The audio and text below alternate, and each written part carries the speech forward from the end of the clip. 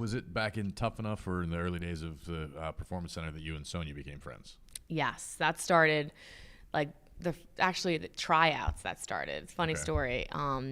So she tells this story better than I do just because she thinks it's really funny, whatever. And you know her, how she thinks she's really funny anyway. So when she tells the story, she's like, she saw me across the hall or whatever it was in the hall. I think it was upstairs at the Performance Center. And I remember the exact outfit I was wearing. I had like these you probably know because Carmela. I probably know. Just because it's hard to. I stalk you on television, not in real life. No, I was saying because Mela probably wears them. Like these like gaucho pants. I don't even know. There used to be and they came back, but they're like tight pants with like a little flare at the bottom is how I would describe them. Okay. Anyway, irrelevant.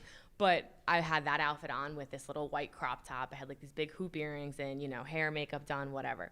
We're all getting ready for the thing. And she looked at me and I get this perception with everyone and anyone. And it's just the way I am when they first meet me. Like sometimes it's a little intimidating or I have this like way about me like that I could be standoffish, right? Just as a whatever. I've gotten it my whole life since middle school. And so she looked at me and she's like, oh, this one's going to be, whatever. And I was like, just looking at her, whatever, and she came over and she's like, hey, Dario, what's going on? And I was like, hey, Amanda, what's up? Like right back at her, and she was like, whoa. She was like, she had no idea, like it was, and she tells the story a lot better than I do anyway. We hit it off with Jersey, New York. We kind of just like had this Northeast vibe going, and when we both got picked, we were really excited because we just became friends like during the tryout. And when we picked our rooms, which we only had like 2 rooms in the barracks, so really wasn't much of an option, the girls and the guys.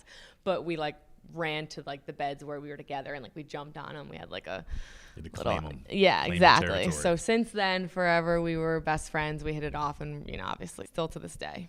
How cool is it to be able to travel with one of your best friends through this crazy world that we have to deal with? Yeah, I mean, I always say, my mom always says it. She's always like, I'm so happy you have Sonya like to travel with, and it's great because we have each other. We get to travel the world. We get to do crazy things, cool things, see a lot of things, but also we have each other to confide with, and like basically when we want to decompress. Yes, decompress. You know all about that. I do know about decompression.